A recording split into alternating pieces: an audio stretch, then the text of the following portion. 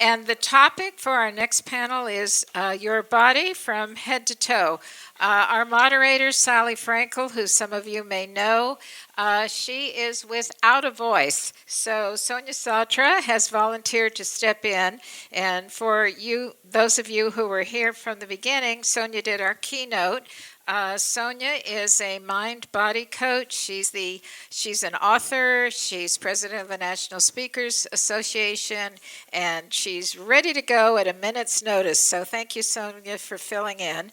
She is our moderator for the day, and we're going to do 6 speakers, 15 minutes at a time. So our first speaker is from an organization called Sharp Again, Amybeth Whissel. Sharp Again is a not-for-profit whose mission is to educate the public and medical community about preventing dementia and improving brain health. Amy is a professional health supportive chef, board-certified health coach, and applied functional medicine certified practitioner. As a health coach, she brings a holistic approach to wellness that blends culinary expertise with functional medicine. Before we start, I'm sorry, I looked at the wrong place on my notes. I want to introduce the sponsor of this event, Karen Ballou, who is the founder of Immunology. As a master esthetician, Karen is a skin industry veteran. She's a global advocate for skin health. And Karen understands and practices what skilled estheticians have known for years, but what science is now proving.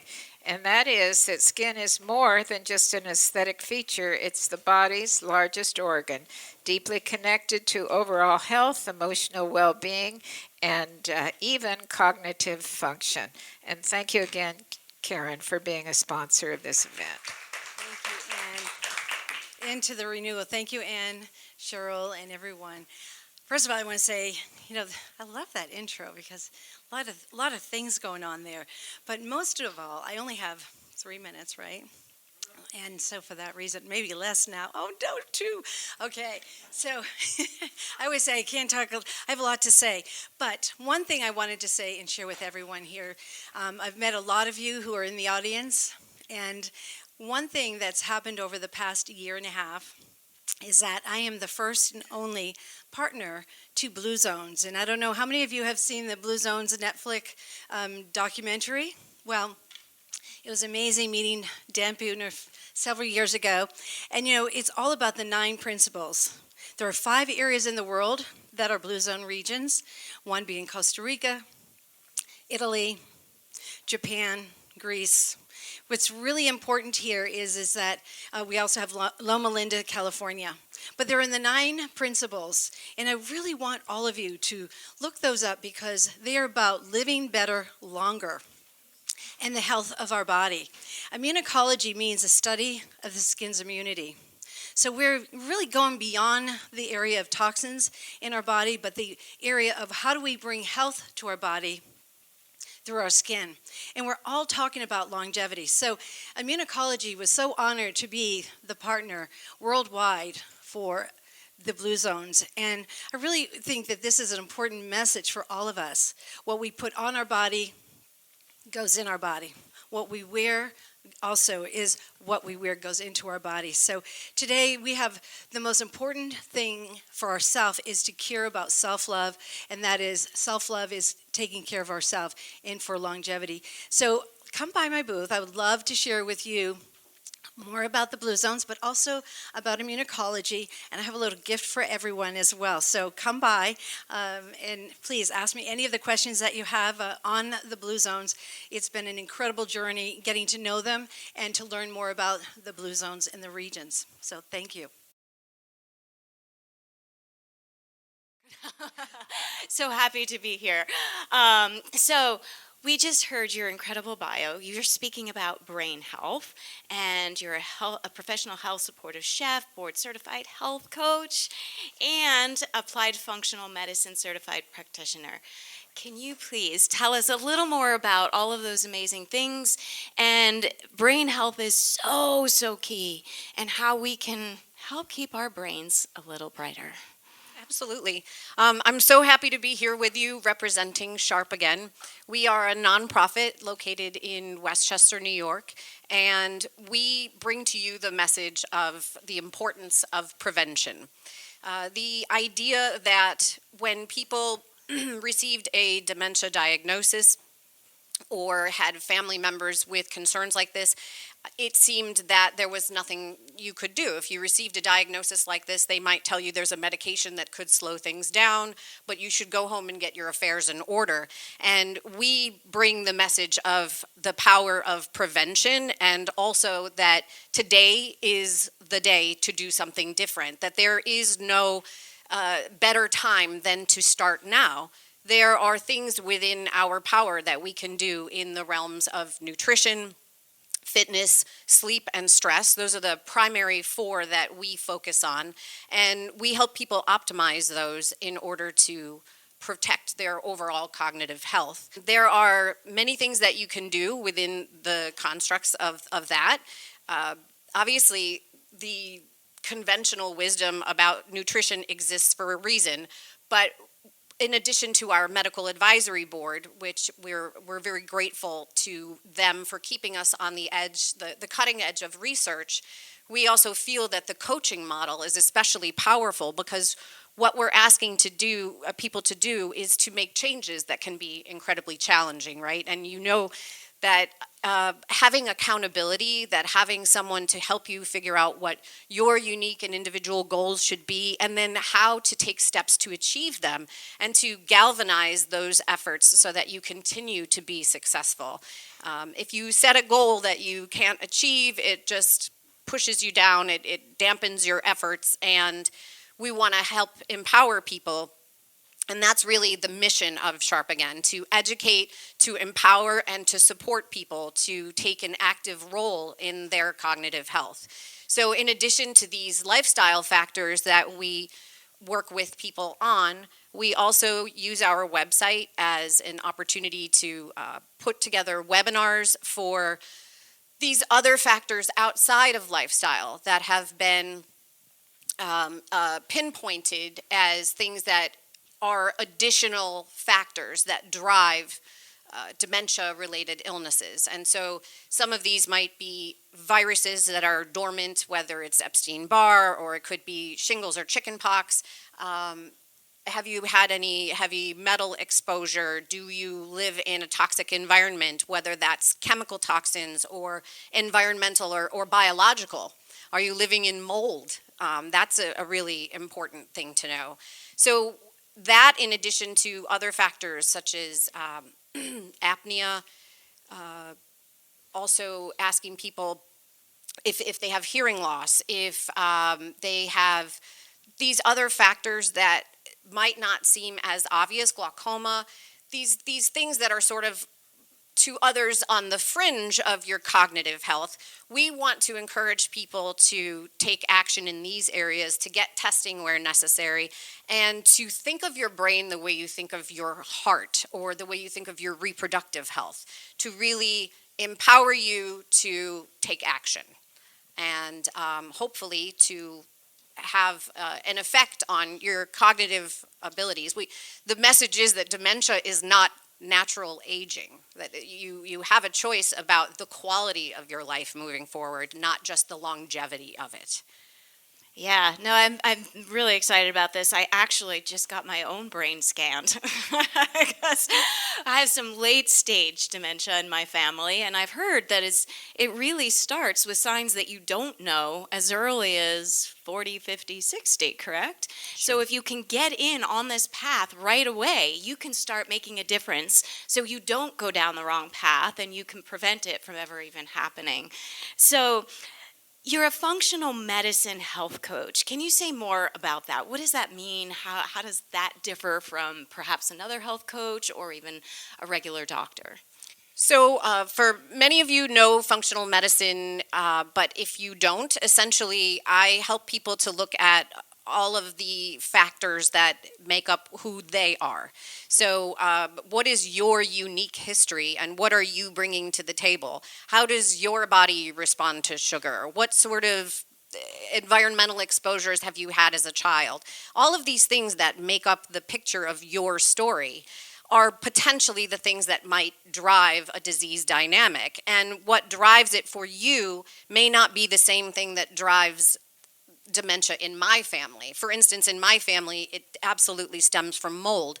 We have early onset in 3 generations. I have a sister who's 51, my mother was 49, my grandmother was 47. We don't have any of the markers for traditional familial early onset Alzheimer's. However, we all have a genetic marker for an inability to get mold out of our bodies. So Interesting. that's the driver for our family. But where functional medicine shines is that it looks at you as an individual and takes your story into account. And as a coach, it's my job to help figure out who that person is, who that person in front of me, and what it is they bring to the table, and then helping them unravel it and peel the onion back to get to the root of what their issues might be. Interesting. And incidentally, about mold, that's a very high percentage of places that have mold, right? I don't know what this. I remember hearing a statistic. It was like 70% or something off the charts. So water damaged buildings are they're a pretty common thing in this country, and the way that we also build our construction practices actually encourage the growth of mold.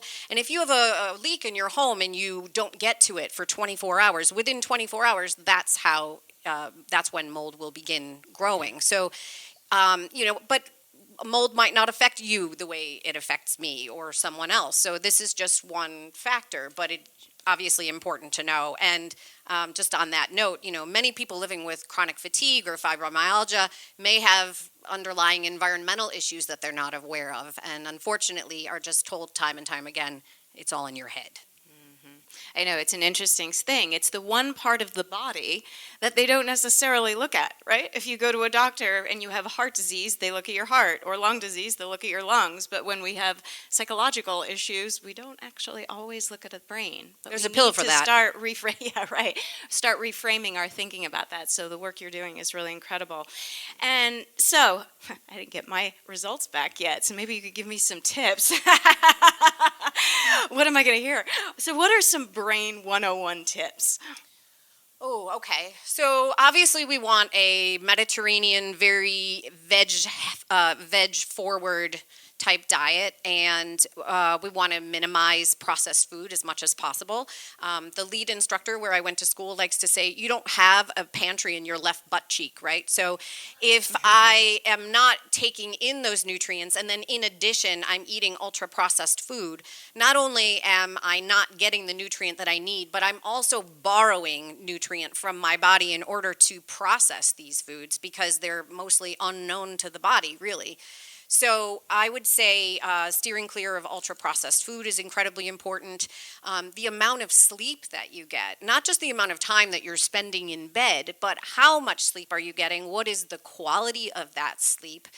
Do you have any apnea?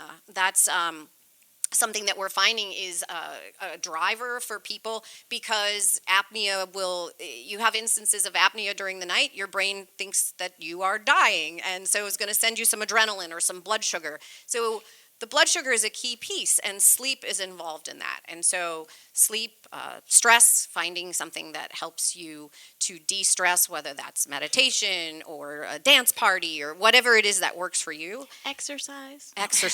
And then that's the last thing I'll say. Fitness is, if you're looking for a magic bullet, it's not in a bottle, it's in fitness. If you keep moving, that is your best plan in terms of staving off all sorts of disease, right? We need oxygen-rich blood circulating through our bodies, and movement is the key.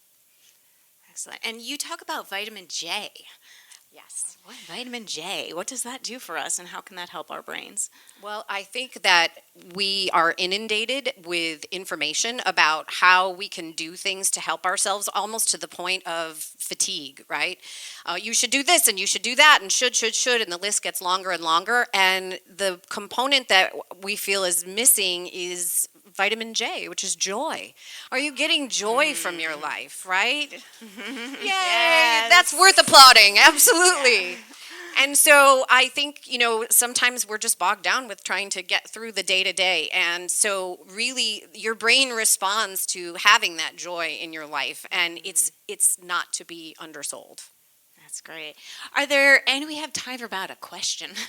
Does anybody have a question out there? Yeah. The question was, are they doing any research out there, and are they holding on to those documents in that research, and how is that playing out? We're not driving any research ourselves. We follow people like Dale Bredesen, Peter Attia, a couple of other different folks. We try to keep our eyes and ears to the ground to find all of the research.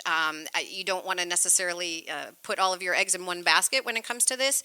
And so we're more tracking how many people we've been able to affect with the message of prevention. But we do have a book coming out that is going to be filled with pragmatic advice and tips about how to take your brain health into your own hands.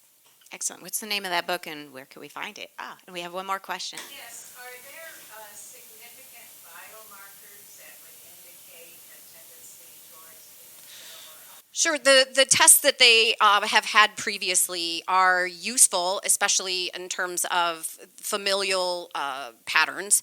But there is a test now through Apollo Health, which is the company owned by Dale Bredesen, who wrote The End of Alzheimer's. I believe it's $700. It looks at 3 specific markers of protein to see, and that would tell you 10 years before you start to present symptoms, whether or not there's an Alzheimer's a dementia dynamic underlying and starting to take hold.